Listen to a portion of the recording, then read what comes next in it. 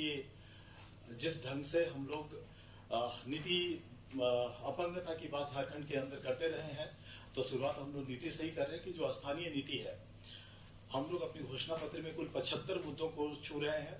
इसमें हर क्षेत्र को हम लोगों ने टच करने की कोशिश की है। जहां तक स्थानीय नीति का प्रश्न है, पार्टी का जो कोर इश्यू है 1932 अथवा अंतिम सर्वे सेटलमेंट के आधार पर पहले 100 दिन के अंदर स्थानीय नीति लागू किया जाएगा। खतियान आधारित नियोजन नीति 90-10 के फॉर्मूला को लागू किया जाएगा। मूल रैयतों के हितों को ध्यान में रखते हुए नई विस्थापन नीति बनाई जाएगी। पूर्व में परियोजनाओं के द्वारा अधिग्रहित जमीन जिसका इस्तेमाल अब तक नहीं हो पाया है, उसे नियमानुसार रैयत को वापस किया जाएगा। सीएनटी और एसपीटी कानून को उनके मूल स्वरूप में सख्ती से लागू किया जाएगा। राज्य गठन के तिथि से सरकार द्वारा नियोजित कर्मियों के कागजात में कमी और फर्जी स्थानीयता प्रमाण पत्र के आधार पर हुई नियुक्ति की समीक्षा होगी। उपायुक्त, जिला विकास पदाधिकारी और श्रम अधीक्षक के 3 सदस्यीय कमेटी के द्वारा स्थानीयता के आधार पर और डीएमएफटी के तर्ज पर सम्मानजनक मानदेय पर नियुक्ति होगी और चरणबद्ध तरीके से आउटसोर्सिंग को समाप्त किया जाएगा। खतियानी स्थानीय संवेदकों को निबंधन व कार्य आवंटन में प्राथमिकता दिया जाएगा। सिंचाई हेतु प्रखंड स्तर पर लघु सिंचाई योजना स्थापित करते हुए खेती तक पानी को पहुंचाने का लक्ष्य निर्धारित किया जाएगा। प्रगतिशील किसानों को प्रोत्साहित करने के लिए विशेष सम्मान योजना की शुरुआत पंचायत स्तर पर की जाएगी। सरकारी एवं प्राइवेट बैंक के सहयोग से महिला समूह, बड़े एनजीओ और स्थानीय उद्यमियों को कर्ज मुहैया कराया जाएगा। भ्रष्टाचार पर नियंत्रण हेतु एंटी करप्शन पॉलिसी के तहत सभी जिला और प्रखंड मुख्यालय में एसीबी की टीम तैनात होगी। राज्य ऊर्जा नीति के तहत ग्रामीण स्तर पर बिजली संरचना को मजबूत करते हुए और सौर ऊर्जा को बढ़ावा देने के लिए काम किया जाएगा। कैलेंडर बनाकर प्रत्येक साल जेपीएससी परीक्षा आयोजित की जाएगी। गरीबों के लिए शिक्षा और कृषि ऋण की व्यवस्था 0% ब्याज दर पर होगी। सेविका, सहायिका, रसोईया, कृषि मित्र, जल सहिया, स्वास्थ्य सहिया और अन्य अनुबंध कर्मियों के लिए मानदेय में वृद्धि होगी। सहायक शिक्षक, पारा टीचर और आंगनबाड़ी सेविका के लिए वेतनमान लागू किया जाएगा। प्रखंड स्तर पर सरकार एक सीबीएसई स्कूल का निबंधन व संचालन करेगी। सरकारी व निजी संस्थानों के साथ मिलकर प्रत्येक जिले में एक मेडिकल कॉलेज, तकनीकी कॉलेज, बीएड व नर्सिंग कॉलेज की स्थापना होगी। महिलाओं के लिए केजी टू पीजी की शिक्षा मुफ्त करने की योजना पार्टी की है। शिक्षा परीक्षा में कदाचार को रोकने के लिए जो निरोधक उपाय है उसको बढ़ाते हुए यथासंभव परीक्षाओं को ऑनलाइन आयोजित किया जाएगा। आपको पता है कि राज्य की क्या स्थिति है। पंचायत प्रतिनिधियों के मानदेय में वृद्धि के लिए नियमावली बनाई जाएगी। किसानों, पशुपालकों और मछली पालकों के लिए प्रखंड स्तर पर नियमित प्रशिक्षण की व्यवस्था होगी। मनरेगा को भ्रष्टाचार मुक्त, पारदर्शी और प्रभावी रूप से संचालित किया जाएगा। कल कारखानों में कामगारों के हितों की रक्षा के लिए श्रम कानूनों में उचित संशोधन किया जाएगा। संगठित व असंगठित क्षेत्र में कार्यरत मजदूरों के लिए ट्रेड यूनियन का गठन पार्टी बहुत पहले से करती आ रही है। अब हम लोग इस पे आगे बढ़ेंगे। हमारी पार्टी आदिवासियों के सरना धर्म कोड का समर्थन करते हुए लागू करवाने का प्रयास करेगी। पेशा कानून 2006 को लागू करवाना हमारी प्राथमिकता होगी। आदिवासियों के सरना, मसना, जायर स्थान व हटगड़ी जैसे धार्मिक स्थानों को चिन्हित कर उन्हें संरक्षित किया जाएगा। झारखंड में समता जजमेंट को लागू करना पार्टी की प्राथमिकता है। आईटी सेक्टर को बढ़ावा देने के लिए राज्य के चुनिंदा जिलों को आईटी हब के रूप में विकसित करते हुए कंपनियों को आधारभूत सुविधा उपलब्ध कराया जाएगा तथा राज्य की युवा प्रतिभा को पलायन से रोका जाएगा। प्रवासी मजदूरों को पलायन से रोकने के लिए राज्य के भीतर सभी संभव क्षेत्रों में रोजगार का सृजन किया जाएगा। प्रवासी मजदूरों के परिवारों के संरक्षण हेतु प्रवासी मजदूर बीमा योजना शुरू की जाएगी। सभी आवास योजना, इंदिरा आवास, पीएम आवास, अगुआ आवास में मुफ्त बिजली का प्रावधान करते हुए सौर ऊर्जा की सुविधा दी जाएगी। वृद्धा पेंशन, विधवा पेंशन और विकलांग पेंशन की राशि जो फिलहाल 1000 है उसको बढ़ाकर 2000 की जाएगी। खेल को बढ़ावा देने के लिए विशेष खेल प्रोत्साहन योजना की शुरुआत होगी। झारखंड लोकतांत्रिक क्रांतिकारी मोर्चा के सभी विधायक अपने वेतन का 75% राशि अपने क्षेत्र के गरीब बच्चों की पढ़ाई व बीमार लोगों के इलाज में खर्च करेंगे। निजी विद्यालय शुल्क नियामक बोर्ड का गठन करते हुए हर 2 साल में शुल्क की समीक्षा की जाएगी। गैर मान्यता प्राप्त निजी विद्यालयों के संचालन हेतु मान्यता की शर्तों को लचीला बनाया जाएगा। प्रत्येक पंचायत में डिजिटल लाइब्रेरी की स्थापना होगी। स्वास्थ्य सेवा को बेहतर बनाने के लिए प्राइवेट अस्पतालों के संदर्भ में क्लिनिकल एस्टैब्लिशमेंट एक्ट की समीक्षा होगी। स्वास्थ्य के दृष्टिकोण से राज्य में संचालित उद्योगों का प्रदूषण मानकों के आधार पर मूल्यांकन किया जाएगा। पर्यटन स्थलों का सौंदर्यीकरण करके पर्यटन व स्थानीय रोजगार को बढ़ावा दिया जाएगा। उद्योग धंधे व व्यापारिक संस्थानों को बेहतर राजनीतिक और कानून व्यवस्था का माहौल उपलब्ध कराना प्राथमिकता होगी। गैर मंजूर जमीन की बंदोबस्ती व मालगुजारी रैयतों के हितों को देखते हुए तय की जाएगी तथा उक्त जमीनों को गैर कानूनी दखल से मुक्त कराया जाएगा। झारखंड में उपलब्ध बड़े जलाशयों में बृहद मछली पालन योजना को संचालित किया जाएगा। डीवीसी, बीसीसीएल और कोल इंडिया का मुख्यालय हस्तांतरित कर बोकारो या धनबाद में लाने का प्रयास किया जाएगा। छात्रों की समस्या को समय पर निपटाने के लिए झारखंड छात्र आयोग का गठन किया जाएगा। परीक्षाओं के पेपर लीक या उससे जुड़ी अनियमितताओं को रोकने के लिए तकनीकी व प्रशासनिक अधिकारियों का टास्क फोर्स बनाया जाएगा। पिछली सरकारों के ढुलमुल रवैये के कारण पिछड़ चुके छात्रों को मौका देने के लिए चुनिंदा परीक्षाओं में उम्र सीमा में छूट दी जाएगी। झारखंड आंदोलनकारियों के पेंशन में बढ़ोतरी होगी। आंदोलनकारियों के आश्रितों को तृतीय व चतुर्थ वर्ग की नियुक्तियों में 5% आरक्षण दी जाएगी। आदिवासियों की परीक्षा के उत्थान के लिए विशेष प्रयास किए जाएंगे। झारखंड न्यायिक सेवा से जुड़े अधिवक्ताओं को सुरक्षा देने के लिए एडवोकेट प्रोटेक्शन एक्ट बनाया जाएगा। राज्य स्तरीय खेल विश्वविद्यालय की स्थापना करते हुए हर परिमंडल में बड़ा स्पोर्ट्स सेंटर स्थापित किया जाएगा। झारखंड के प्रत्येक परिवार के 18 वर्ष से अधिक उम्र के युवक और युवतियों को निजी व अर्ध सरकारी क्षेत्र में उनकी शिक्षा व दक्षता के आधार पर रोजगार की गारंटी होगी। हिंदी सहित झारखंड के क्षेत्रीय भाषाओं में बनने वाले सिनेमा के निर्माता व कलाकारों को विशेष प्रोत्साहन व संरक्षण दिया जाएगा। त्रिस्तरीय पंचायत चुनाव में निर्वाचित जनप्रतिनिधियों के मानदेय में व्यापक वृद्धि की जाएगी, जिसमें वार्ड सदस्य को 5,000, मुखिया व पंचायत समिति सदस्य को 11,000 और जिला परिषद सदस्य को 15,000 की राशि दी जाएगी। झारखंड में कार्यरत पत्रकारों को उनके क्षेत्र में कार्यरत कंपनियों के द्वारा आवास और स्वास्थ्य की सुविधा सहित स्वास्थ्य बीमा का प्रावधान किया जाएगा तथा उनके बच्चों के फीस में संबंधित निजी विद्यालयों में 50% की छूट दिलाई जाएगी। जो विभिन्न जिले हैं वहां के आईपीआरडी की सलाह अनिवार्य होगी इस पूरे मामले पर। छत्तीसगढ़ के तर्ज पर जो तेल खानी बोर्ड और माटी कला बोर्ड का जो गठन है उसको लेकर के निश्चित तौर पर हम लोग आगे बढ़ेंगे। झारखंड में संचालित मदरसा में शिक्षा के स्तर को बढ़ाते हुए अधिक प्रतिस्पर्धी बनाया जाएगा। झारखंड शिक्षक पात्रता परीक्षा उत्तीर्ण पारा शिक्षकों को सहायक शिक्षक के पद पर समायोजित किया जाएगा। झारखंड के स्थानीय महिला उद्यमियों को सरकारी गारंटी पर उद्योग स्थापित करने के लिए बैंकों से ऋण उपलब्ध कराया जाएगा, जिसमें प्रथम वर्ष का ब्याज शून्य होगा। सरकारी नियुक्तियों का परीक्षाफल 2 चरणों में प्रकाशित किया जाएगा। पहले दिन जो 75% या जो तय होगी, जब सरकार बनेगी, जब नीति बनाया जाएगा तो जो रेशियो तय होगा, कभी हम लोग 90-10 की बात करते हैं, कभी 75-25 की बात करते हैं, तो जब पावर में आएंगे जो उस वक्त तय होगा तो उसके अनुसार ये प्रतिशत होगा। लेकिन पहले दिन स्थानीयता के आधार पर झारखंड के अभ्यर्थियों की सूची जारी होगी और उसके अगले दिन शेष भारत की सूची जारी होगी और उनका परिणाम जारी होगा। 2 भागों में परिणाम को प्रकाशित करने का मकसद सिर्फ झारखंड के युवाओं को अतिरिक्त संरक्षण देना है। अतिरिक्त रोजगार सृजन के उद्देश्य से लेबर एक्ट में व्यापक बदलाव करते हुए कार्य अवधि को सभी क्षेत्रों में 8 घंटे तक सीमित करेंगे। उसके उपरांत सभी क्षेत्र में ओवरटाइम का चलन समाप्त किया जाएगा। परिणाम स्वरूप पहले से उपलब्ध जो अवसर है उस अवसर में 33% अधिक रोजगार का सृजन होगा। पूर्ववर्ती सरकारों के द्वारा संचालित जन कल्याणकारी योजनाओं की समीक्षा होगी और अंतिम व्यक्ति तक पहुंचने वाली वास्तविक योजनाएं जारी रहेंगी, उसमें कोई परिवर्तन नहीं किया जाएगा। खेती की मिट्टी की जांच के उपरांत फसलों का निर्धारण कर किसानों को संपन्न बनाया जाएगा। सरकारी अस्पतालों के संचालन के साथ साथ बेहतर सरकारी जांच केंद्र की स्थापना की जाएगी। स्थानीय नीति पर आधारित स्पष्ट नियोजन नीति बनेगी। झारखंड के गरीब छात्रों को निःशुल्क शिक्षा व छात्रवृत्ति दी जाएगी।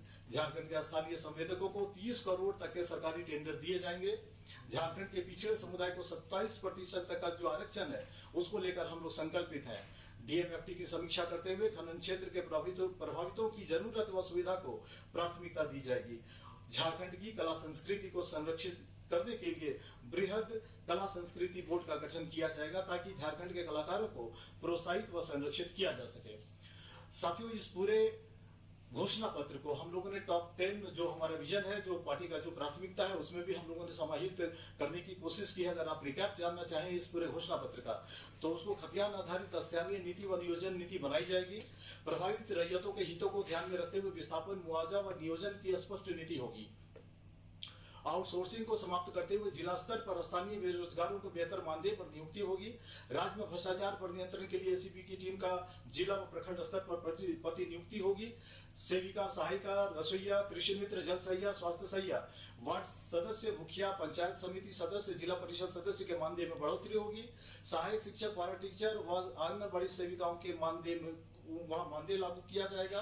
महिलाओं के लिए केजी टू पीजी की शिक्षा मुक्त होगी। साथ ही सभी पंचायतों में डिजिटल लाइब्रेरी होगी। सरना धर्म कोड, पेशा कानून का समर्थन के अलावा समता जजमेंट को लागू करना प्राथमिकता होगी।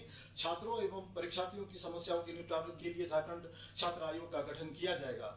और साथ ही कुर्मी, घटवार व अन्य समुदाय जिनकी कई दशकों से जो सूचीबद्ध होने की मांग रही है, उन्हें ईडब्ल्यूएस के तर्ज पर नया कॉलम परिभाषित कर विशेष संरक्षण दिया जाएगा। और अंत में क्योंकि केंद्रीय अध्यक्ष का एक विशेष संदेश है राज्य के लोगों के लिए, उसे मैं पढ़ना चाहूंगा। उन्होंने राज्य की जनता को जोहार कहा है और उन्होंने ये कहा है कि आप सभी झारखंड वासियों से उनकी विनम्र अपील है कि झारखंड विधानसभा चुनाव 2024 में चुनाव लड़ रहे हमारे प्रत्याशियों को कैंची छाप पर बटन दबाकर उन्हें भारी मतों से विजयी बनाकर विधानसभा में भेजें। इस घोषणा पत्र में शामिल संकल्पों का वो पूरा करने का वचन देते हैं। हेमंत विश्व शर्मा जी बोल रहे हैं और आपके शिवराज सिंह चौहान जी बोल रहे हैं, बाबूलाल मरांडी जी नहीं बोल रहे हैं, अर्जुन मुंडा जी नहीं बोल रहे हैं। तो जिन बातों को हेमंत विश्व शर्मा जी बोल रहे हैं या फिर शिवराज सिंह चौहान जी बोल रहे हैं, क्यों नहीं बाबूलाल मरांडी जी बोलते हैं या अर्जुन मुंडा जी बोलते हैं? झारखंड का कोई भी भारतीय जनता पार्टी का टॉप लीडर क्यों इन सब बातों पर बात नहीं कर रहा है? बाबूलाल उनको बात करना चाहिए। बाबूलाल तो बोल रहे हैं, बाबूलाल कहाँ नहीं बोले? बाबूलाल तो बोल रहे हैं 1 लाख बढ़ने के पहले ही साल में 1 लाख जो अगर हेमंत विश्व शर्मा बोल रहे हैं यानी कि बाबूलाल बोल रहे हैं। नहीं, वो मोदी जी का भी 2 करोड़ कॉन्सेप्ट था, बोलने और करने में फर्क है। नहीं, आप बोल रहे बाबूलाल नहीं बोल रहे हैं, बाबूलाल भी बोल रहे हैं। नहीं, ठीक है, बाबूलाल जी पहले मुख्यमंत्री रहे हैं झारखंड के और उनके टाइम में एक पॉलिसी वो लेकर के आए थे। क्या हाल हुआ था उनका? तो बाबूलाल जी क्या बोलते हैं, उनकी अपनी पार्टी नहीं मानती है।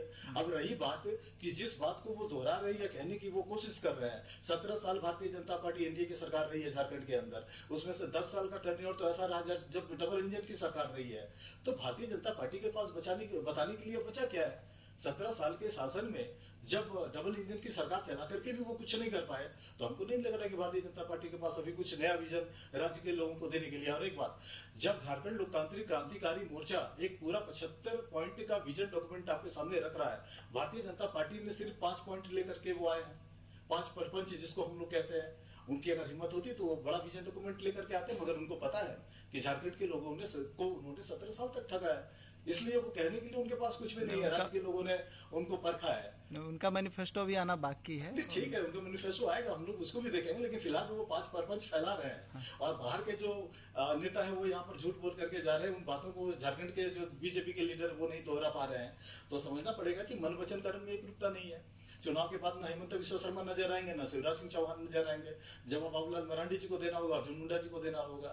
तक नियोजन का फॉर्मूले का प्रश्न हम लोग का पार्टी का ये मत रहा है कि जो भी अवसर उपलब्ध है झारखंड के अंदर, चाहे वो किसी भी फॉर्मेट के रहे हों, तो हम लोग का झारखंड के लोगों के लिए 90% और शेष भारत के लिए 10%। अच्छा, ये जितने भी बड़े राष्ट्रीय पार्टी है, चाहे झारखंड मुक्ति मोर्चा, कुल कितने मैनिफेस्टो में कितने हैं, टोटल बता दीजिए आप। टोटल 75 पॉइंट है यहाँ पर। अच्छा, अरे ये जो 25 2100 और जेल में जो 2500 इस तरह की योजना आप लोग लेकर नहीं हैं? बिल्कुल नहीं, हम लोग ये मान करके चलते हैं कि इस तरह की योजना की झारखंड के लोगों को जरूरत नहीं है। हम लोगों ने जब डॉक्यूमेंट अभी विजन डॉक्यूमेंट पढ़ रहे थे तो आपने देखा कि 18 वर्ष से अधिक वर्ग के जो आयु वर्ग के जो युवक और युवती किसी भी परिवार में है, तो हम लोग उनको आइडेंटिफाई करके रोजगार देने की कोशिश करेंगे। पार्टी का ये योजना है कि अगर पावर में आए या पावर शेयरिंग अगर हुई तो 18-20 हजार की नौकरी उस परिवार को मिले। हम लोग उसके बारे में सोचेंगे। ये कारण है कि हम लोगों ने ये जो ओवर टाइम का कॉन्सेप्ट है उसको हम लोग डिनाई कर रहे हैं। जो ये आउटसोर्सिंग का जो कॉन्सेप्ट है वो हम लोग डिनाई कर रहे हैं। वहां जो शोषण हो रहा है, हर एम्प्लॉई से जो 3000-4000 का जो कट हो रहा है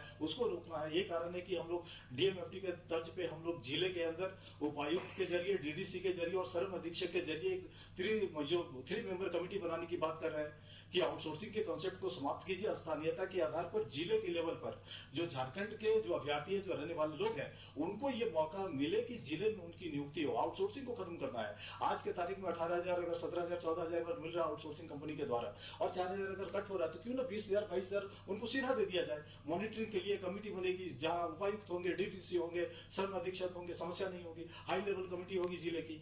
अच्छा, पारा शिक्षक जीत रहे हैं आप लोग, कितने सीटों पर क्या लग रहा है, कितना देखिए confidence? 76 सीटों पर पार्टी ने उम्मीदवार तय किए हैं। सरकार बनाने के लिए 42 की संख्या चाहिए। हम लोग आशान्वित है। हम लोग बार बार अपील कर रहे हैं झारखंड के लोगों से कि सरकार बनाने के लिए टाइगर जयराम महतो जी के नेतृत्व में सत्ता और व्यवस्था परिवर्तन करने के लिए हम लोगों को मौका मिलना चाहिए। सरकार जनता के ऊपर है ये चीज, और अभी हम लोग चुनाव में है। बट एक दावा मैं आपके प्लेटफॉर्म पे जरूर कर देता हूँ कि या तो हम लोग टाइगर जयराम महतो जी के नेतृत्व में सरकार बनाएंगे या फिर हम लोग के बिना किसी की सरकार नहीं बनेगी। झारखंड से जो बाहर जो आपने कहा कि 10% उन लोग को नौकरी में प्रेफरेंस मिलेगा, वैसे में झारखंड में कई जिले में जो है बाहरी लोग भी हैं क्या, तो उन लोग अगर वोट के लिए कहेंगे कि 10% है तो आपको वोट कैसे फिर देंगे? मतदाता काफी है, बाहरी का मतदाता काफी है। देखिए, पार्टी का विजन झारखंड और झारखंडियत को लेकर के टाइगर जयराम महतो की जो विचारधारा है मंचों के जरिए जन जन तक पहुंची है। वो मंचों पर जो बात कर रहे हैं उसी के आधार पर ये विजन डॉक्यूमेंट है। जो बात वो मंच पर बोल रहे हैं वही एक डॉक्यूमेंट है। हम लोग उससे पीछे नहीं हट सकते हैं। कोई अगर बोलेगा कि आप 1932 से पीछे हट जाइए या 90-10 से पीछे हट जाइए, तो पार्टी हटने को तैयार नहीं है। ये हमारी कोर इशू है, हम लोग अपने कोर इशू के साथ ही बने रहेंगे। यानी बाहर से जो लोग आकर यहाँ झारखंड में बसे हैं वो डरे इस पार्टी से? नहीं, ऐसा कुछ भी नहीं। उनके मन में डर नहीं होना चाहिए। देखिए, ये बार बार ये सवाल पूछा जाता है, तो हम लोग आपके माध्यम से आपके प्लेटफॉर्म पे ये क्लियर कर देना चाहते हैं कि जो लोग गैर राजनीतिक है, जो लोग नौकरी पेशा लोग हैं, जो लोग व्यवसाय के अंदर है, उनको डरने की कोई जरूरत नहीं है। हम लोग बार बार बात करते हैं राजनीतिक अतिक्रमण को खत्म करने के लिए। हम लोग का आम लोगों से क्या लेना देना है? वो भारत के लोग हैं, भारत के वासी हैं, सम्मानित नागरिक हैं। उनका पूरा अधिकार है कि वो रोजगार करें, वो रहे, पढ़ाई करें, कोई दिक्कत नहीं है।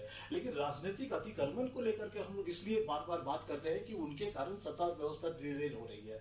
पटरी से अगर झारखंड की व्यवस्था उतरी है तो ऐसे विधायकों और सांसदों के कारण उतरी है। अगर राजनीतिक संरक्षण अगर ऐसे लोगों को बंद कर दिया जाएगा तो फिर ये सिस्टम भी ठीक हो जाएगा। इसलिए हम लोग बार बार बात करते हैं राजनीतिक अतिक्रमण को खत्म करने के लिए। अभी भी हम लोग बात कर रहे थे कि जो बाहरी सांसद है या बाहरी विधायक है, भारतीय जनता पार्टी सबसे अधिक सर्वाधिक उम्मीदवार देती है सांसद और विधायक के लिए, हम लोग उसकी आलोचना करते हैं। इसलिए हम लोग भारतीय जनता पार्टी को बाहरी जनता पार्टी कहते हैं। हम लोग को राजनीतिक अतिक्रमण से परहेज है। एक आम भारत का नागरिक अगर यहाँ रह रहा है, पढ़ाई कर रहा है या दुकान चला रहा है, उस बात से हमारा कोई लेना देना नहीं। वो सम्मानित नागरिक है, उनका हम लोग पूरा सम्मान करते हैं, उनको कोई दिक्कत नहीं है। अच्छा, 1900 1932 ऐसा एक शब्द है, हाँ। जिसको सुनने के बाद बाहरी के लोग डर जाते हैं। आप उसी बात को emphasize करते हैं। इवन जो मौजूदा सरकार है वो भी पीछे हट गई है। इस बात को कौन सा दिखाइए कि भाई आप हाँ, नहीं, बिल्कुल बिल्कुल इस बात को हम लोग ये कहने की कोशिश कर रहे हैं कि 1932 या अंतिम सर्वे सेटलमेंट हमारे यहाँ स्थानीय नीति बनाने का आधार होगा और उसी के आधार पर नियोजन नीति बनेगी। और उसके आधार पर जब नियोजन नीति बनेगी और उसके बाद कौन कौन लोग प्रभावित होंगे, इस बात की चिंता हम लोग को नहीं करनी है। इस बात की चिंता वो पॉलिटिकल लोग करें जिन लोगों ने वोट बैंक क्रिएट किया है, जिन लोगों ने मैनिपुलेट किया है और जो लोग इस वोट बैंक को मेंटेन कर रहे हैं। तो ये जवाब उन पॉलिटिशियंस को देना चाहिए। झारखंड लोकतांत्रिक क्रांतिकारी मोर्चा का ये चिंता नहीं है। हम लोग झारखंड के लोगों के प्रति प्रतिबद्ध हैं। यहाँ के आदिवासियों, यहाँ के मूलवासियों की हितों की रक्षा हो और इनका जो हित है ये सर्वोपरि रहे, ये पार्टी की चिंता है। बात की ये सिर्फ हमारी पार्टी में नहीं है, सभी पार्टियों में ये घमासान मचा हुआ है। जहाँ जहाँ टिकट बांटा गया है, कुछ असंतुष्ट होते हैं, सभी पार्टियों में होते हैं। और जो लोग अभी लोहरदगा में हैं या किसी दूसरे जिले की आप रेफरेंस दे रहे हैं, बड़का गांव का रेफरेंस दे रहे हैं, तो आपको पता है कि सबकी जो लोग राजनीति में है उनकी महत्वाकांक्षा है, लेकिन बेलगाम महत्वाकांक्षा सर्वनाश का जड़ है। तो कुछ लोगों की अगर महत्वाकांक्षा बेलगाम है तो पार्टी उनका भी सम्मान करती है। बट अभी आपको पता है कि झारखंड के अंदर 2026 में परिसीमन होना है। जब आज 81 सदस्यीय विधानसभा है, जो बढ़कर 141 की सभा होगी, तो उसमें अवसर भी बढ़ेंगे। तो आपके माध्यम से जो राज्य भर के हमारे सीनियर कार्यकर्ता हैं उनसे भी हम कहना चाहेंगे पार्टी की तरफ से कि उनको धैर्य बना करके रखना चाहिए। इस बार जो लोग टिकट से चूक गए हैं उनको अगले बार मौका देगी पार्टी। और हो सकता है कि कुछ एक सीटों पर जो टिकट दिए गए हैं लोगों को आपत्ति रही होगी या उनकी अपेक्षाएं कुछ और रही होंगी, पार्टी ने फुलफिल नहीं किया है। बट उन सभी जो सीनियर मेंबर है उनसे हम लोग क्षमा प्रार्थी भी हैं उनसे, और उनको ये कहना चाहेंगे कि आप धैर्य बनाए रखिए। राजनीति एक दिन का चीज नहीं है, ये सतत प्रक्रिया है, निरंतर प्रक्रिया है। आपको चलना पड़ेगा धारा के साथ। और अगर झारखंड के लोग अगर टाइगर जयराम महतो के नेतृत्व में चलने के लिए अगर मन बना रहे हैं तो सीनियर मेंबर जो है हमारे पार्टी के, उनको भी साथ में चलना है। और कुछ लोग अगर अधीर हो रहे हैं और कुछ लोग अगर सिर्फ टिकट के आशा में अगर हमारी पार्टी में आए थे 2 महीना 4 महीना पहले, तो उनको निश्चित निराशा हुई होगी। क्योंकि हम लोगों ने भी कुछ लोगों को सर्विलांस पे रखा था, जो लोग पार्टी बदल रहे थे, जो लोग अपनी पुरानी पार्टी के नहीं हुए वो हमारे भी नहीं होते। ये पार्टी को पहले से आकलन थे, ऐसे कुछ लोगों का टिकट काटा गया है पार्टी में, तो उसको लेकर के हम लोग की बहुत ज्यादा चिंता नहीं है। लेकिन आंदोलन से जुड़े हुए जो पुराने हमारे साथी हैं, जिन लोगों ने भाषा आंदोलन से इस पार्टी को समर्थन किया, टाइगर जयराम महतो जी को समर्थन किया है, तो उनको लेकर के हम लोग जरूर चिंतित है कि उनके मन में कोई व्यथा नहीं होनी चाहिए। तो उनका ख्याल पार्टी रखेगी, ये भरोसा हमको। बहुत सारे लोगों का कहना है कि हमें तो एक भी टिकट नहीं मिला, जयराम 2-2 सीट से लड़ रहे चुनाव। देखिए, इस बात को लेकर के हमको लग रहा है कि लोग ओवर रिएक्ट कर रहे हैं। ओवर रिएक्ट इसलिए भी कर रहे हैं कि जो पूरा आंदोलन है वो टाइगर जयराम महतो जी के कंधे पर चला। ये जो राजनीति है झारखंड लोकतांत्रिक क्रांतिकारी मोर्चा की, ये उनके कंधों पर है। सेकंड लाइन ऑफ लीडरशिप में आप देख रहे हैं कि कई लोग यहाँ पर बैठे हुए हैं। लेकिन आप हमको ये बताइए कि टाइगर जयराम महतो के बिना फिर संगठन का वजन है क्या? मतलब डर है क्या? टाइगर जयराम महतो जी को अवसर इसलिए क्योंकि वो केंद्रीय अध्यक्ष भी है और कार्यकर्ताओं की भावनाएं थी। और एक बात मैं और कह देता हूँ कि ये बेरमो के कार्यकर्ता थे, ये डुमरी के कार्यकर्ता थे, जिनका मान रखा गया है। टाइगर ने 2 सीटों से नामांकन किया है। नहीं तो अगर कानून अलाउ करता, इलेक्शन कमीशन परमिशन देता तो बहुत सारी जगह से कहा गया था कि टाइगर आप खुद लड़िए। केंद्रीय अध्यक्ष को यह आह्वान किया गया था। तो लिमिटेशन है और तो लोग लग रहा है कि ये समझना पड़ेगा। लोग तो कह रहे हैं कि डर गया इसलिए 2 सीट से लड़ रहे हैं। नहीं, ऐसी कोई बात नहीं है। अगर देखिए, जहां तक डुमरी का प्रश्न, आपको पता है कि वहां पे 2 स्थापित नेत्री हैं, वहां पे 2 सम्मानित महिलाएं वहां से चुनाव लड़ रही हैं। एक राज्य की मंत्री हैं वहां से, और एक अभी आजसू की पार्टी से जो यशोदा देवी जी जो वहां से कंटेस्ट कर रही हैं, वो भी पिछली बार चुनाव लड़ी थी और उनका परफॉर्मेंस भी हम लोगों ने देखा था। तो फिर रिक्स है। डुमरी को जो सीट है वो आसान सीट नहीं है। अगर आप ये कहना चाह रहे हैं कि टाइगर जयराम महतो जी ने सेफ सीट चुना है, तो डुमरी कोई सेफ सीट नहीं है। हम लोग ने वहां भी रिस्क लिया है। एक और दूसरी बात, जहां तक बेरमो का प्रश्न है, बेरमो को लेकर के हमेशा पार्टी पे ये आरोप लगा डुमरी में, जब पहले नॉमिनेशन हुआ, कि आप लड़ाई बाहरियों के खिलाफ लड़ने का बात करते हैं और आप लड़ बैठे हैं अपने लोगों से। तो भाई हम लोग बेरमो में भी आ गए, जहाँ 2 बड़े दिग्गज जो हैं, आपके कांग्रेस के जो उम्मीदवार हैं, भारतीय जनता पार्टी के जो उम्मीदवार हैं, वो गैर प्रांतीय हैं। तो एक सीट हम लोगों ने वो चुना है जो पार्टी को जहां से गिरिडीह चुनाव में सर्वाधिक मत मिले थे, वो है डुमरी का। और दूसरा वो सीट चुना है जहां से 2 मजबूत प्रबल दावेदार हैं, एक भारतीय जनता पार्टी के और एक कांग्रेस के। उनके खिलाफ भी पार्टी ने ताल ठोका है। इसलिए हम लोग ये कोई नहीं कह सकता है कि हम लोगों ने जयराम महतो जी के लिए सेफ सीट चुना है। हम लोगों ने चुनौती स्वीकार किया है। अच्छा, बगल में आप जो भाषा शैली मंचों के जरिए गूंजती है हम लोगों की, तो आप देख रहे हैं कि कार्यशैली में भी है, मन वचन कर्म में हमारे जैसा एक ग्रुप है, इसलिए कोई दिक्कत नहीं है। खिचड़ी विधानसभा में एकाएक टिकट चेंज करना पड़ा, देखिए, खिजरी विधानसभा का प्रश्न है, हमको पता है कि कैंडिडेट को चेंज नहीं, ठीक है, वो सीट को लेकर के पार्टी में असमंजस है। पहले कोई सीट गया था वहां से, अभी भाई मर्सद जी यहाँ पर बैठे हुए हैं, इनके परिवार को वो सीट गया था, एसटी रिजर्व सीट है वो, और उसको लेकर के संगठन के भीतर कुछ आपत्ति हुआ था। बाद में जब केंद्रीय अध्यक्ष को जानकारी मिली और संसदीय बोर्ड को जानकारी मिली, और उसमें मार्शल जी ने भी अपना मंतव्य दिया कि सीट वापस करना है उनको टिकट और किसी और को दिया जाए, तो ऐसे हालत में वो सीट बदली किया गया है। और सिर्फ वो सीट नहीं है, 2-3 सीटों पर हम लोगों ने फेरबदल किया है, और ऐसा बहुत सारी जगहों पे होता है। और हम लोग की नई पार्टी है, अगर मान लीजिए 76 सीटों पर हम लोगों ने उम्मीदवार दिए हैं, और अगर 2-3 सीटों में अगर फेरबदल हुआ है, तो उसको इतना सीरियसली लेने की जरूरत नहीं। निश्चित तौर पर यह हॉट सीट है, और राज्य के जिन 5 सर्वाधिक चर्चित सीटों की चर्चा होगी, उनमें सिल्ली एक बड़ा सीट है। तो जहाँ सुदेश महतो खुद मौजूद हैं, अभी पाला बदल करके पहले जेल में थे, फिर वापस उनके घर वापसी हुई है, बीच में क्या कुछ हुआ है, वो किसके संपर्क में थे, क्या कुछ हो रहा था, वो मीडिया से छुपा हुआ नहीं है। और उसी सीट पे हमारी पार्टी से पार्टी के वरीय उपाध्यक्ष और छात्र नेता, किसी परिचय के मोहताज नहीं है, भाई देवेंद्र नाथ महतो जी हैं। तो कांटी की टक्कर होगी, ट्रायंगुलर फाइट होगा, नैरो फाइट होगा, विक्ट्री का जो मार्जिन है वो बहुत नैरो होगा, ये पार्टी को एहसास है। लेकिन निश्चित तौर पर 10,000 के मतों के अंतर से भाई देवेंद्र नाथ महतो सिल्ली का सीट जीतेंगे, ये पार्टी को अपेक्षा है, ये पार्टी को भरोसा है। जयराम प्रचार करेंगे सिल्ली में?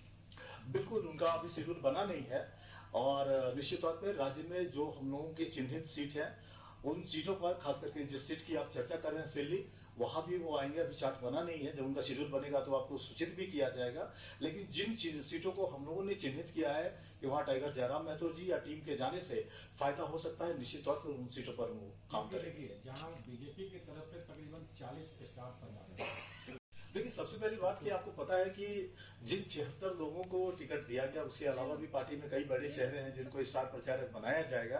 तो हमको लग रहा है कि 25 लोगों की, एक स्टार प्रचारकों की एक बड़ी लिस्ट बनेगी, वो list election commission of India को भी जाना है, आपको भी मिलेगा, और फिर सबको बताया जाए कि वो चेहरे कौन से होंगे। आपको लग रहा है कि 1-2 दिन के अंदर वो फाइनल हो जाएगा। एक सवाल आपको कह रहे थे, तो उसके जवाब में मैं ये कहना चाहता हूँ कि राज्य भर के अंदर आप लोग ये बात कर रहे हैं कि तीसरा विकल्प, थर्ड फ्रंट, तो मैं ये मानता हूँ कि पूरे राज्य के अंदर भले हम लोगों ने 76 सीटों पर उम्मीदवार उतारे हैं, मगर 30 सीट ऐसा होगा जहाँ ट्रायंगुलर फाइट होगा, और ट्रायंगुलर फाइट के अंदर बहुत सारी ऐसी सीटें होंगी जो पार्टी के झोली में होंगी, और उन 30 सीटों को हम लोग चिन्हित कर रहे हैं, और उन्हीं 30 सीटों पर पार्टी फोकस भी करेगी। बहुत सारी सीटों को हम लोग निकालने की कोशिश करेंगे। ठीक है।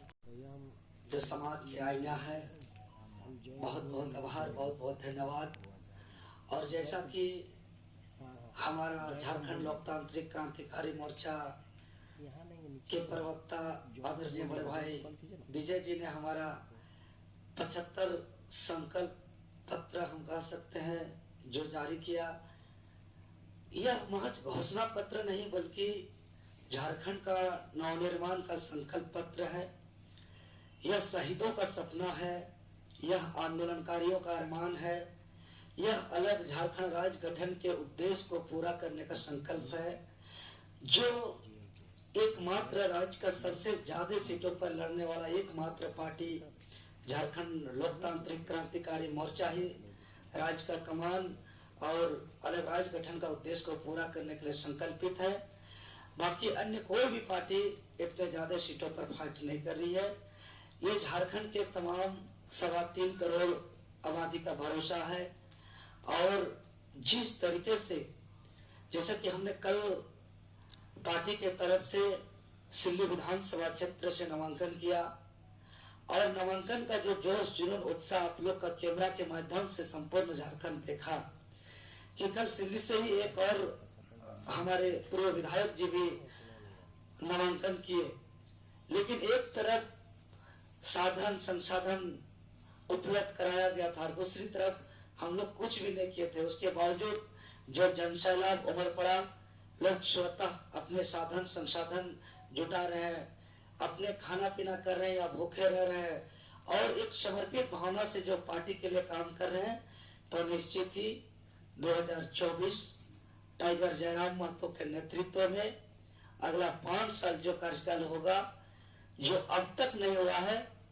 जो अब तक जो नीति कानून नहीं बनी है इस राज्य के अंदर, वो संकल्पित है। और हम वचन देते हैं कि जो भी हम लोग का संकल्प पत्र के रूप में घोषणा पत्र जारी किया गया है, उसको समय पर हम लोग हर हाल में पूरा करेंगे, क्योंकि हमारे सभी प्रत्याशी का किसी भी प्रकार का कोई मजबूरी नहीं है। जैसे ही हम लोग सदन जाएंगे, सदन जाने के अंदर पहला ही सत्र में अब तक जो नई कानून बना है, हम लोग बेधड़क से अपना कलम चला करके राज्य के हित में नीति कानून बनाएंगे। स्थानीय नीति परिभाषित होगा, खतियान आधारित होगा, जो 15 नवंबर 2000 से पूर्व जो अभी वर्तमान में बिहार राज्य में भी चल रहा है, जिस बिहार राज्य से अलग झारखंड हुआ है, जहां स्थानीय व्यक्ति का परिभाषित किया गया है, जिसका पत्र संख्या 5014/81 देश 806 है, दिनांक 3 मार्च 1982। उसमें स्पष्ट रूप से उसमें उल्लेख है कि जिस जिला में जिसका नाम या पूर्वज का नाम अंतिम सर्वे सेटलमेंट के रूप में उल्लेख है, वो उस जिला का स्थानीय व्यक्ति माना जाएगा और उसी के आधारित नियोजन दिया जाएगा।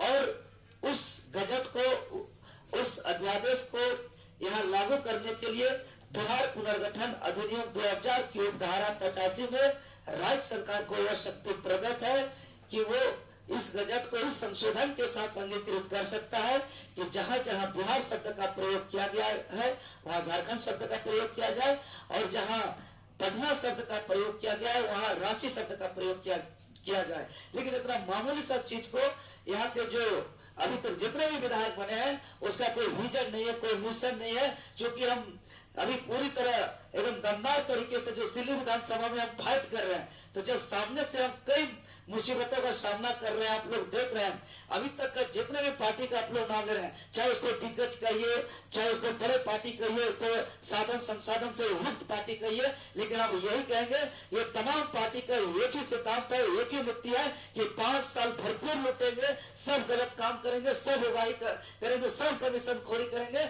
और 1 महीना इतना बांटेंगे, इतना खिलाएंगे पिलाएंगे, दारू मुर्गा कराएंगे और फिर 5 साल लुटेंगे। इसके अलावा इन लोगों का कोई मिशन नहीं है, कोई विजन नहीं है। इसलिए हम लोग झारखंडी आदिवासी मूलवासी के सहयोग से हम लोग राज्य में एक नया विकल्प के रूप में आए हैं और न पक्ष होगा न विपक्ष होगा। इस बार नया विकल्प तीसरा पक्ष के रूप में हम लोग दमदार तरीके से टाइगर जयराम जी के अगुवाई में आए हैं और निश्चित ही राज्य का जो उद्देश्य है अलग राज्य गठन का, उसको हम लोग पूरा करेंगे और निश्चित ही हम वचन देते हैं आज के इस शुभ घड़ी के अवसर पर पूरे 3.25 करोड़ आबादी हमारे सरकार का कार्यकाल पर गर्व महसूस करेंगे, अपना सर को ऊंचा करके चलेंगे। पूरी तरह जैसे हमारा सरकार बनेगा, एक जो है कि सरकारी ऑफिसर को हम लोग बुला करके साफ हिदायत देंगे कि किसी भी हाल में 1 भी रुपया का करप्शन न हो, एकदम करप्शन फ्री का काम करेंगे, कोई भी अवैध काम को चलने नहीं देंगे। और जो विशेष रूप से 24 साल के झारखंड जो त्रस्त है वो नियोजन को लेकर के ये युवा है जिसका लड़ाई लड़ते हुए आज जो मेरा पहचान बना है, चूंकि हम सामने से लड़े हैं, नियोजन नीति 60-40 नहीं चलते, आज भी मेरा रगों में दौड़ता है, मेरा धड़कन में धड़कता है। और जो पेपर लीक का मामला, चूंकि सीजीएल को भी हमने लीड किया है राज्य का हर आंदोलन को, तो हमने देखा है कि अलग झारखंड के बाद जो छात्र आंदोलन आज इतना 24 जिला में हम लोग हर जन तक पहुंचे हैं और इस लड़ाई को लेकर के बहुत छात्र का जीवन भी प्रभावित हुआ है, इसमें भी कोई शंका नहीं है। इसलिए अब हम लोग जो छात्र आयोग गठन की बात हम लोग जो घोषणा पत्र में कहे हैं, यह निश्चित ही जो जैसे अभी पेपर लीक हो रहा है, स्पष्ट नीति नहीं बन रही है, रिजल्ट आ रहा तो कटअप जारी नहीं हो रहा है, एग्जाम होने के बाद कब उसका कैंसिल होगा एग्जाम या कब रिजल्ट आएगा इसका आता पता नहीं हो रहा है। तो इसलिए हम लोग स्पष्ट रूप से हम लोग जो एग्जाम कैलेंडर जारी करने की बात कर रहे हैं, इसमें अगर 3 चरण के होने वाली सभी परीक्षाओं को हम लोग 11 महीना में कंप्लीट करेंगे, 2 चरण के परीक्षा होने वाली सभी परीक्षाओं को 9 महीने में कंप्लीट करेंगे और 1 चरण में होने वाली सभी परीक्षाओं को हम लोग 6 महीने में कंप्लीट करेंगे और खबरदार कोई भी पेपर लीक होगा सीधे कार्रवाई करेंगे, इसमें हम लोग कतई बर्दाश्त नहीं करेंगे। और परीक्षा परिणाम के साथ ही साथ हम लोग कटअप जारी करेंगे, पूरी तरीके से पारदर्शिता होगा, एक भी सेटिंग मीटिंग हम लोग होने नहीं देंगे, जेपीएससी और जेएसएससी का कचरा को पूरा सफाई करेंगे। और सबसे इम्पोर्टेंट बात, सरकार की सलाह के लिए जो 32 लीगल एडवाइजरी कमेटी है, जो वर्तमान आदिवासी मूलवासी की सरकार कहने वाले झारखंड मुक्ति मोर्चा की सरकार जो 32 लीगल एडवाइजरी कमेटी है, उसमें मात्र 2, एक जयंत मुर्मू और एक लक्ष्मी टोप्पो, मात्र 2 झारखंडी है, बाकी 30 गैर झारखंडी है। इसलिए एक भी पॉलिसी राज्य के अंदर 5 सालों में नहीं बन पाया। इसलिए हम वचन देते हैं कि पूरा 32 के 32 लीगल एडवाइजरी कमेटी झारखंडी आदिवासी मूलवासी खतियानदारियों को बनाएंगे और राज्य के जितने भी पॉलिसी होगा सब संवैधानिक होगा, कोई भी हाईकोर्ट सुप्रीम कोर्ट का दांव पेच नहीं चलेगा। यहाँ पे जितने भी खनिज संपदा है जो यहाँ का पुनर्वास और विस्थापन और खनन का होगा, यह पूरे के पूरे हिस्सेदार यहाँ का रैयत को होगा। एकदम बहुत ही ठोस हम लोग ऐसा हम लोग नियम कानून बनाने का काम करेंगे। अंतिम सवाल है, सिल्ली को लेकर देवेंद्रनाथ महतो की क्या तैयारी? जी, सिल्ली को लेकर के चूंकि हम अगर सिल्ली से आते हैं तो राज्य स्तरीय के साथ साथ सिल्ली के लिए हम बहुत कुछ लेकर के आ रहे हैं। पहला, हमारा सिल्ली विधानसभा क्षेत्र हाथी से परेशान है, किसान दिन भर खेत में काम कर रहे हैं, रात भर पहरा कर रहे हैं, इसलिए एक हाथी कॉरिडोर बना करके हाथी के आतंक से मुक्त कर देंगे क्षेत्र को। दूसरा, किसान के लिए जितना भी सिंचाई व्यवस्था था अभी तक सब बर्बाद हो गया है, सब जर्जर स्थिति हो गया है, इसलिए सबसे पहले उसका जीर्णोद्धार करेंगे और जिस क्षेत्र में सिंचाई का व्यवस्था उपलब्ध नहीं है वहां हम तत्काल सिंचाई का उपलब्ध करेंगे। सबसे बड़ा सवाल है सिल्ली को लेकर, हमने कई बार देखा ह्यूमन ट्रैफिक को लेकर के कई लड़कियां परेशान हैं। हाँ, उसी पे आ रहे हैं, यहाँ पे पहुंच रहे हैं, हम उसी पे आ रहे हैं। तो जैसे ही हम सिंचाई की उपलब्ध करेंगे उसके बाद कोऑपरेटिव सोसाइटी स्पेशल हम एक बनाएंगे और कोऑपरेटिव सोसाइटी बना करके 1 साल के अंदर 1 लाख रोजगार अगर हम सिल्ली विधानसभा क्षेत्र से नहीं देंगे तो आपको हम वचन दे रहे हैं, हम रिजाइन कर देंगे 1 साल के बाद विधायकी। और साथ ही साथ जो बिजली का समस्या है, जो वहाँ हमारे क्षेत्र में उच्च शिक्षा के लिए व्यवस्था नहीं है। एकदम हर हाल में जितने भी बंद पड़ा स्कूल है उसको चालू कराएंगे और प्रत्येक विद्यालय में उसका शिक्षा पूरा करेंगे। हॉस्पिटल हम लोग के कई क्षेत्र में तो सड़क और बिजली तो है ही नहीं। वही करें। हॉस्पिटल देखिए आज बीमार होता है क्षेत्र से तो या तो उसका खेत बिकता है, नहीं तो उसका जान चला जाता है। सरकारी हॉस्पिटल को पूरी तरह तंदुरुस्त करेंगे और एक भी पलायन नहीं होगा, क्योंकि हम प्रत्येक पंचायत में सेंटर बनाने उसका ब्लूप्रिंट तैयार किए, एक लोकेशन करेंगे और वहाँ लघु उद्योग, कुटीर उद्योग, जैसे आज के समय में ढेकी का चावल सबको पसंद है, मिल नहीं रहा है मार्केट में। हम एक लोकेशन तैयार करके 10-15 ढेकी रखेंगे और उसी पंचायत के महिला को 2 घंटा 3 घंटा जिसका जैसा समय उसको वैसा रोजगार देंगे, उसका वैसा भुगतान करेंगे। 10,000 12,000 और उसको पैकेट करेंगे, उसको फिर सप्लाई करेंगे। 2 बड़े दिग्गज अब आपके क्षेत्र में हैं, आप उन दोनों के बीच में जगन्नाथ महतो अपने को कहाँ देते हैं? बिल्कुल हम इसको 2 दिग्गज नहीं मानते हैं। ये कैसा 2 दिग्गज है जो आज तक पूरे दिल्ली विधानसभा क्षेत्र का कोई भी ब्लॉक जाइए बिना कमीशन का एक भी काम नहीं होता है। चाहे अबुआ आवास हो, वृद्धा पेंशन हो, धुआं तलाक, कोई भी सरकारी योजना हो, बिना पैसा का कोई काम नहीं होता है। सिल्ली विधानसभा का क्षेत्र सरकारी कार्यालय नहीं बल्कि बाजार का दुकान बन गया है। थाना जाइएगा, जिसका जो पार्टी का कार्यकर्ता है, जिसका टाउन चैट पे भी है, 3 दहाड़े गलत काम करते हैं तो उसको वो अगर थाना जाता है तो उसको कुर्सी में बैठाया जाता है, उसको बोल दिया जाता है आपका कोई दोष नहीं है। और अगर दूध की तरह कोई शुद्ध भी होता है, पैसा पहुंच फिर भी नहीं होता है तो उसको धमका के हल्का करके थानेदार जो है कि उसको दोषी ठहराया जाता है। मतलब जिसका दोष था उसको ना, और जिसका दोष ना उसको था। यही हो गया था ना सिल्ली विधानसभा क्षेत्र का। बिजली शाम होते ही गायब हो जाता है। कैसा दिग्गज नेता है कि आज विद्यालय में जो कि टीचर नहीं है, क्षेत्र के लोगों को शिक्षा का नसीब नहीं है, क्षेत्र के लोगों को हॉस्पिटल का नसीब नहीं है, क्षेत्र हाथी के आतंक से तबाह है। इसको हम कतई दिग्गज नेता नहीं मानते हैं। हाँ, अगर कुछ काम किए हुए रहते तब हम इसको स्वीकार करते हैं जो दिग्गज नेता के रूप में, और हमें जो इसको चुनौती के रूप में स्वीकार करते हैं। आज जो मेरे पिछले 7 साल का जो काम है, इस बताने की आवश्यकता नहीं है।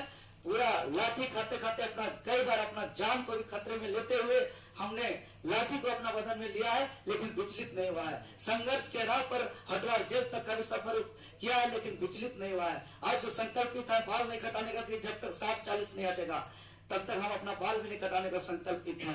इसको लेकर के चूंकि पूरी तरह जीवन को झोंक दिया है इस राज्य के लिए, और सिल्ली विधानसभा का अब प्यार भी मिल रहा है, तो निश्चित ही सिल्ली विधानसभा इस बार बदलाव के लिए तैयार है। और उन लोग को देख लिया, उन लोग का काम, इसलिए उसको देखने की जरूरत नहीं है। उन लोग का कोई सिद्धांत नहीं है, कोई नीति नहीं है। एक लीडर का जो कर्तव्य है कि शिक्षा का, रोजगार का, पॉलिसी का, करप्शन फ्री का, क्षेत्र के गरीब का न्याय का बात करें, उसमें कोई विजन नहीं। वो लोग क्या कर रहे हैं, अरे इस गांव जाएंगे कितना खिलाएंगे तो वोट मिलेगा, कितना मुर्गा दारू देंगे तो वोट मिलेगा, क्या बांटेंगे तो वोट मिलेगा। इस सिद्धांत से चुनाव लड़ रहे हैं। ये लीडर का लक्षण नहीं है, ये शिकारियों का लक्षण है। इसलिए जो बीजेपी का 22 लाख का 22,100 का जो गोगो दीदी है और जो 1,000 का जो महिला सम्मान योजना है, ये वैसे ही है जो नहीं बोला जाता। शिकारी आएगा, जाल बिछाएगा, दाना डालेगा, लेकिन लब में फंसना नहीं। ये शिकारी है, ये लोग नेता नहीं है। अगर नेता होते तो नीति, कानून, रोजगार, शिक्षा का बात करते। ये लोग शिकारी है, दाना डालने का बात कर रहे हैं और ये जनता को जाल में फंसाने का प्रयास कर रहे हैं। जनता समझ चुकी है इस बार, इसीलिए झारखंड लोकतांत्रिक क्रांतिकारी मोर्चा के साथ 3.25 करोड़ जनता है। पक्ष विपक्ष किसी का इस बार हमको संभव लग रहा है कि विधानसभा का दर्शन नहीं